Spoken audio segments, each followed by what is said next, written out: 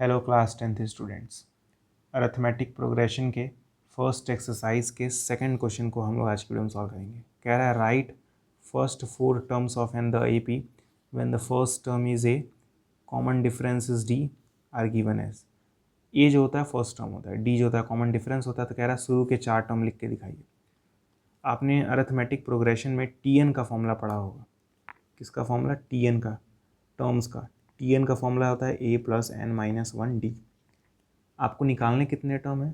आपको निकालने हैं फर्स्ट 4 टर्म, यानी आपको फाइंड करना है T1, आपको फाइंड करना है T2, आपको फाइंड करना है T3, आपको फाइंड करना है T4। यही 4 टर्म्स आपको निकालने हैं।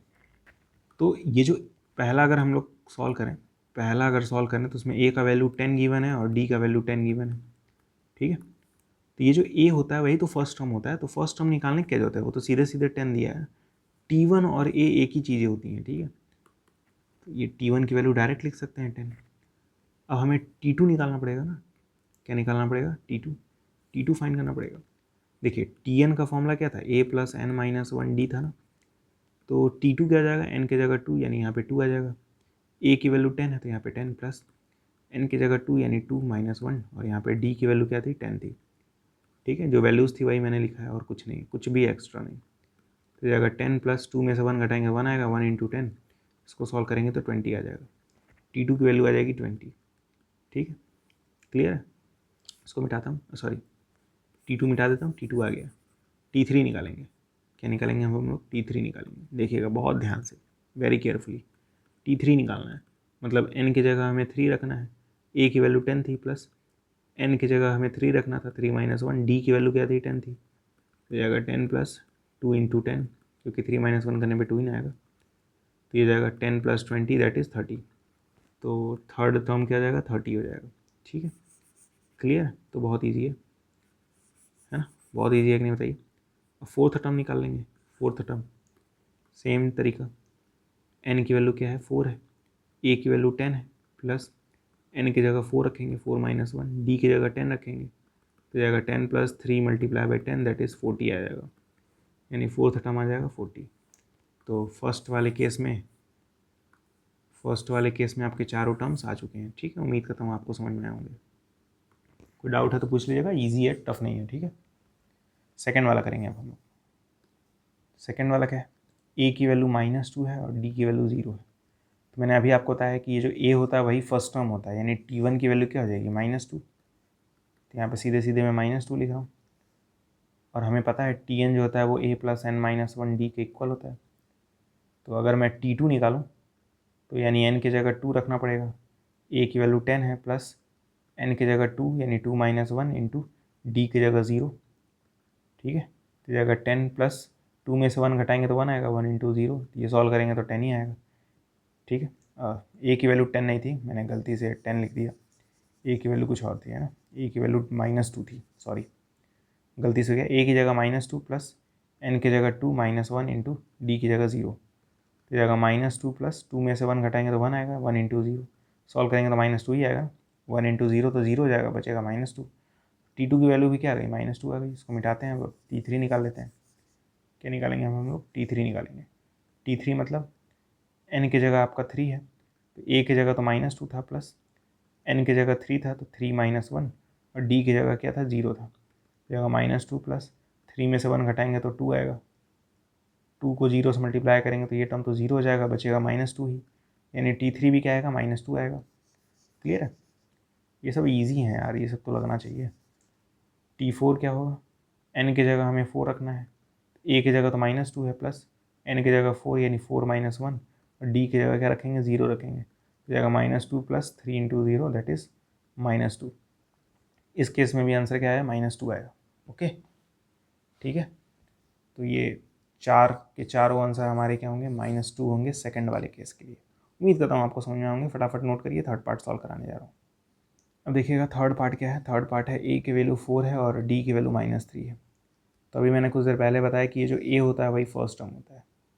तो बिना कुछ सोचे समझे लिख दीजिए T1 की जगह 4।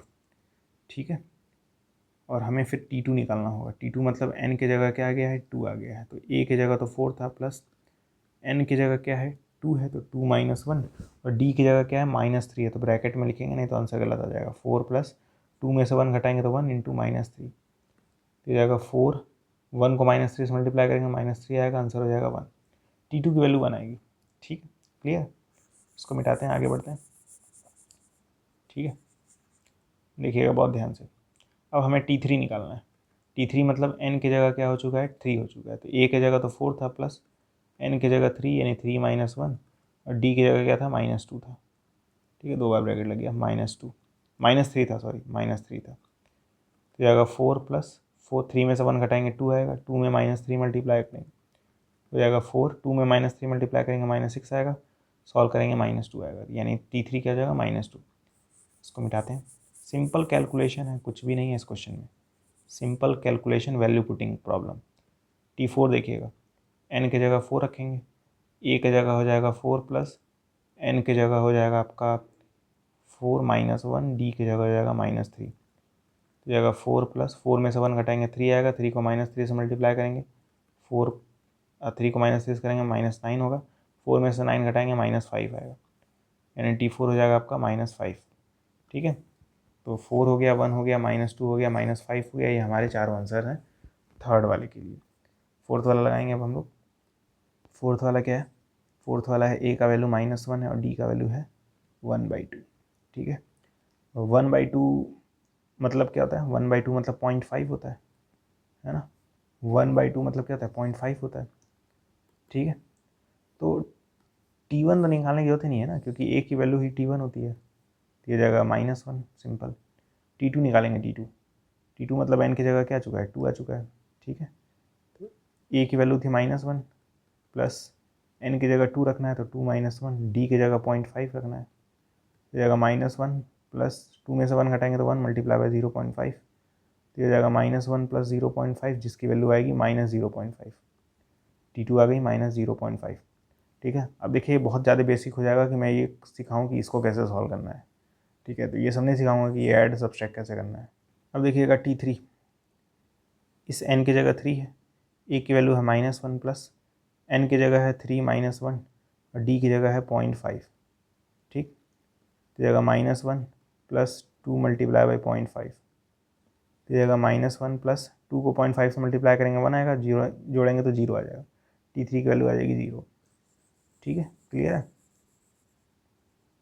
अब देखिएगा T4 निकालना है, मतलब n की जगह 4 रखना है, a की जगह -1 प्लस n की जगह 4 माइनस 1, d की जगह 0.5, तो जाएगा -1 प्लस 3 मल्टीप्लाई बाई 0.5, 3 से 0.5 को मल्टीप्लाई करेंगे तो क्या आएगा, -1 प्लस 1.5, ऐड करेंगे तो क्या आएगा, 0.5 आएगा, फोर्थ टर्म आ जाएगा 0.5।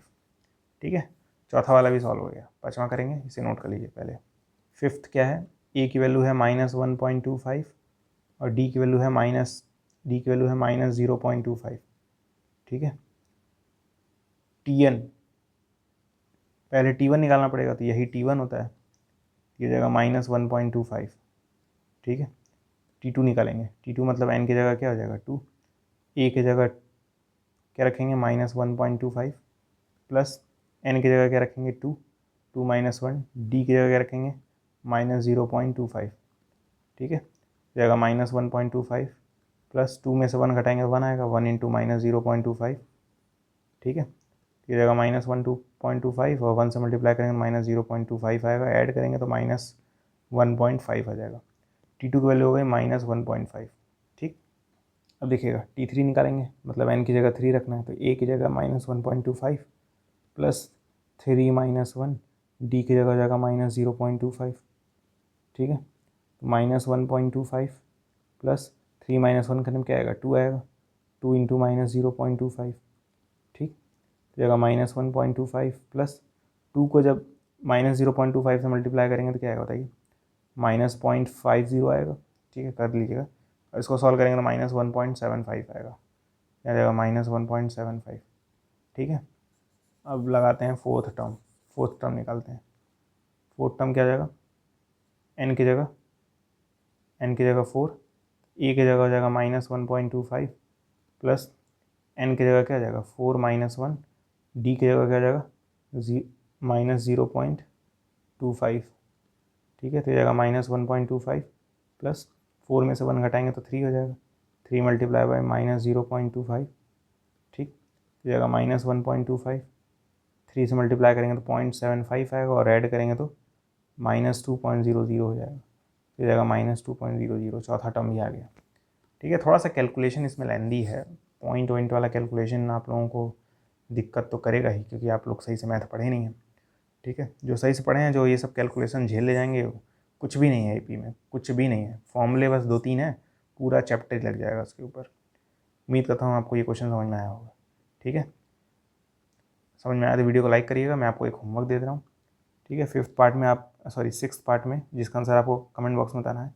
ए की वैल्यू 0 है, डी की वैल्यू अगर 0 है तो आपको 6 टर्म लिखने हैं शुरू के, राइट 6 टर्म्स, राइट 6 टर्म्स। ठीक है, कमेंट बॉक्स में आंसर बताइएगा। आज के वीडियो से इतना ही, मिलते हैं अगले वीडियो में, तब तक के लिए गुड बाय।